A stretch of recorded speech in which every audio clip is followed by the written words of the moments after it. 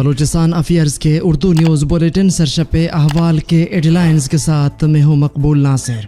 ایرانی تیل کی آمدنی عسکریت پسندی میں استعمال ہو رہی ہے۔ اساس ادارے کی رپورٹ میں دعویٰ، کیچ اور مشکے میں 2 افراد قتل کر دیے گئے۔ ڈیرہ بگٹی سے 3 افراد لاپتہ کر دیے گئے۔ تربت یونیورسٹی کے طلباء بجلی لوڈ شیڈنگ سہولیات کے لیے سراپائے احتجاج، روڈ بلاک کر دیا۔ آج ستمبر کی 10 تاریخ ہے، دن اتوار، اور اس وقت بلوچستان میں شب کے 10 بج رہے ہیں۔ شب و شبات خبریں تفصیل سے سنیے۔ ایرانی تیل کی پاکستان اسمگلنگ سے متعلق اساس ادارے کی رپورٹ میں سنسنی خیز انکشافات کیے گئے ہیں۔ ماہانہ 10 ملین لیٹر ایرانی تیل پاکستان میں اسمگل کیا جاتا ہے۔ تیل ایرانی بارڈر سے ملاقہ علاقوں رکنی، لورالائی، میختر اور بواٹا اسمگل ہوتا ہے، جہاں سے ٹرک اور ٹینکر سخی سرور چیک پوسٹ ڈیرہ غازی خان میں اکٹھے ہوتے ہیں اور پھر پورے پاکستان میں سپلائی کی جاتی ہے۔ بارڈر ملٹری پولیس کے اہلکار 100 سے 150 ٹرکوں کے قافلے سے 1.5 سے 2 کروڑ روپے وصول کرتے ہیں۔ ایک ٹینکر میں 8 سے 10 ہزار لیٹر تیل ہوتا ہے۔ موٹر وے پر چیکنگ نہ ہونے کی وجہ سے اسمگلنگ کا راستہ آسان ہو جاتا ہے۔ پیٹرول پمپس مالکان 30 سے 40% ایرانی تیل کی ملاوٹ سے لاکھوں کماتے ہیں۔ اس غیر قانونی سرگرمی سے ملکی معیشت کو ماہانہ کروڑوں روپے کا نقصان ہو رہا ہے۔ رپورٹ میں کہا گیا ہے کہ ایران سے پاکستان کو سالانہ 2 ارب 81 کروڑ لیٹر سے زیادہ تیل اسمگل ہوتا ہے۔ ایرانی تیل کی اسمگلنگ سے سالانہ 60 ارب روپے سے زیادہ نقصان ہو رہا ہے۔ انٹیلیجنس بیورو کی رپورٹ میں بتایا گیا ہے کہ ایرانی تیل کی اسمگلنگ سے ہونے والی آمدنی عسکریت پسند استعمال کرتے ہیں۔ بارڈر سے ملاقہ علاقوں میں 76 ڈیلرز تیل اسمگلنگ میں ملوث ہیں۔ رپورٹ کے مطابق ملک بھر میں 995 پمپس ایرانی تیل کی فروخت کا کاروبار کرتے ہیں۔ ایرانی تیل کی اسمگلنگ میں 90 سرکاری حکام ملوث ہیں۔ انٹیلیجنس بیورو کی رپورٹ کے مطابق ایرانی تیل کے کاروبار میں 29 سیاستدان بھی ملوث ہیں۔ لیویز رائے کے مطابق بلے گور کے علاقے جنگل کراس میں نامعلوم مسلح افراد نے فائرنگ کر کے ایک شخص کو قتل کر دیا، جس کی شناخت سورک کے رہائشی ثناء اللہ ولد نصرت اللہ کے نام سے کی گئی ہے۔ قتل کی وجہ معلوم نہ ہو سکی۔ ذرائع کے مطابق نامعلوم مسلح افراد نے مشق ندی میں فائرنگ کر کے 37 سالہ رحیم داد ولد امید محمد حسنی ساکن کالار مشقے کو قتل کر دیا۔ مقامی ذرائع کے مطابق ڈیرہ بگٹی کے علاقے عدل کالونی سے حاجی میاں خان ولد صالح بگٹی کو لاپتہ کر دیا گیا۔ ذرائع کے مطابق اس سے قبل گزشتہ شب عدل کالونی سے عزیز بگٹی اور سلمان بگٹی کو لاپتہ کر دیا گیا تھا۔ تربت یونیورسٹی کے طلباء غیر اعلانیہ لوڈ شیڈنگ کے خلاف سڑکوں پر نکل آئے۔ گھنٹوں تاریکی اور گرمی سے تنگ آ کر ڈی بلوچ کے مقام پر شاہراہ بند کر دیا، جس سے گاڑیوں کی لمبی قطاریں لگ گئیں۔ احتجاجی طلباء نے کہا ہے کہ یونیورسٹی ہاسٹل میں رات کے 2-2:30 بجے بجلی چلی جاتی ہے اور گھنٹوں تک طلباء تاریکی و گرمی میں پڑے رہتے ہیں۔ گرمی کے سبب طلباء کی نیند پوری نہیں ہوتی اور صبح وہ کلاسز توجہ کے ساتھ نہیں لے پاتے۔ علاوہ ازیں انٹرنیٹ بند ہونے کی وجہ سے پڑھائی نہیں کر پاتے۔ اس صورتحال سے تنگ آ کر طلباء احتجاج پر مجبور ہوئے ہیں۔ ان کا کہنا تھا کہ اپنی شکایات رجسٹرار کو بارہا کر چکے ہیں، مگر کوئی بہتری نظر نہیں آئی، اس لیے سڑک بند کرنا پڑا ہے۔ بعد ازاں طلباء سے انتظامیہ کے مذاکرات ہوئے۔ یقین دہانی کے بعد طلباء نے اپنا احتجاج ختم کر دیا۔ چند روز قبل زیارت ہرنا اکراس سے اغوا ہونے والے ارشاد محمود ولد بشیر احمد ساکن شیخو پورہ پنجاب کی مسخ شدہ لاش ہرنائی میں ویرانے سے لیویز نے برآمد کر لی ہے۔ ڈیتھ اسکواڈ سمیت سیاسی بونوں کو لاپتہ افراد کے نام سے چڑ کیوں ہو رہی ہے؟ بلوچستان نیشنل پارٹی کے مرکزی بیان میں کہا گیا ہے کہ ڈیتھ اسکواڈ حادثاتی سیاسی بونوں کا یکجا ہونا۔ بلوچستان نیشنل پارٹی کے خلاف زبان درازی کا مقصد ایک ہے کہ وہ پارٹی قائد سردار اختر جمیگل اور BNP کی ساکھ کو نقصان پہنچائیں۔ یہ مافیاز حواس باختہ ہو چکی ہیں اور پارٹی انہیں ایک آنکھ نہیں بار رہی۔ پاکستان نیشنل پارٹی کے BNP میں ضم ہونے، وکلا اور مستقبل میں ہونے والی شمولیتوں نے سیاسی بونوں کو ذہنی خوف سے دوچار کر دیا ہے۔ بلوچستان اور جھلاوان کے عوام بخوبی اس بات سے آگاہ ہیں کہ ڈیتھ اسکواڈ تو تک سانحہ لیویز اہلکاروں کی ٹارگٹ کلنگ، چوری، بتہ گیری، ان پر کئی FIRs وڈ کے عوام میں خوف و ہراس پھیلانے، یرغمال بنانے، جدید ہتھیاروں کے ذریعے شیلنگ، اساتذہ و بے گناہ عوام کو شہید کر رہی ہے۔ اس کے ساتھ ساتھ سوشل میڈیا پر اپنے جدید ہتھیاروں کی تشہیر بھی کر رہی ہیں۔ निगरां वज़ीर इत्तलात जान अचकज़ई ने कहा है कि बलूचिस्तान हुकूमत वड में मामूल की बहाली और कशीदगी को कम करने के लिए काम कर रही है। हुकूमत ने DIG खुजदार मुनीर अहमद शेख को कबायली माहिदीन सरदार असदुल्ला मेंगल और शफीक मेंगल से मुलाकात के लिए रवाना कर दिया। SSP खुजदार मीर हुसैन अहमद लाड़ी भी इस कावश का हिस्सा है। उन्होंने सरदार असदुल्ला मेंगल और शफीक मेंगल से अलग अलग मुलाकात की, जिसमें मार्केट की बंदिश, मरकज़ी RCD रोड और मुज़ाफ़ाती इलाकों में वक्फे से फायरिंग और आम लोगों को दरपेश मसाइल जैसे खुराक, पानी की अदम दस्तियाबी समेत सूरत हाल पर तफसीली बातचीत की गई। मुलाकात में इस बात पर जोर दिया गया कि बाज़ार को खोला जाए ताकि लोग अपनी रोज़मर्रा ज़रूरियात की अशिया ख़रीद सकें और हुकूमत मुतासर अफराद को रिलीफ फराहम कर सके।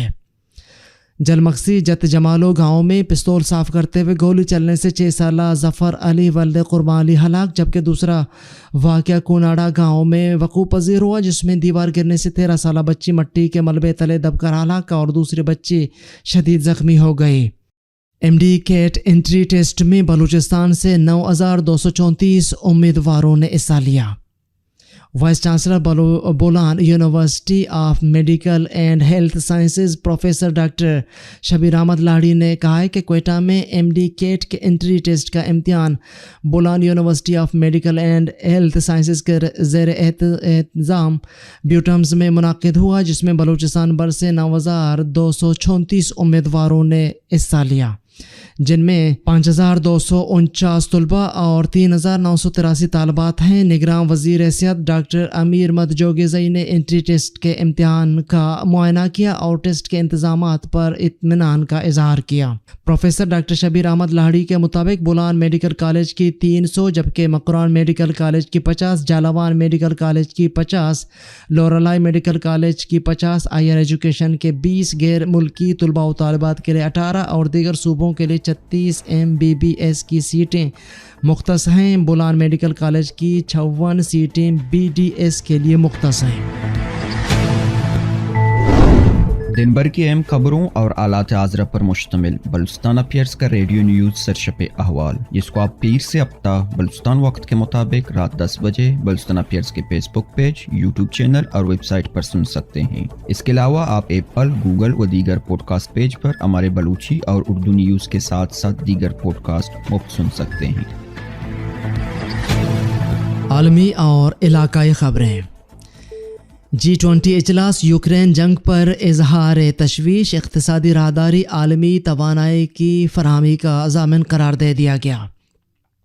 भारत में G20 सरबराह इजलास के मुश्तरका एलामिया में तमाम ममालिक ने यूक्रेन में जंग पर इजहार तशवीश किया।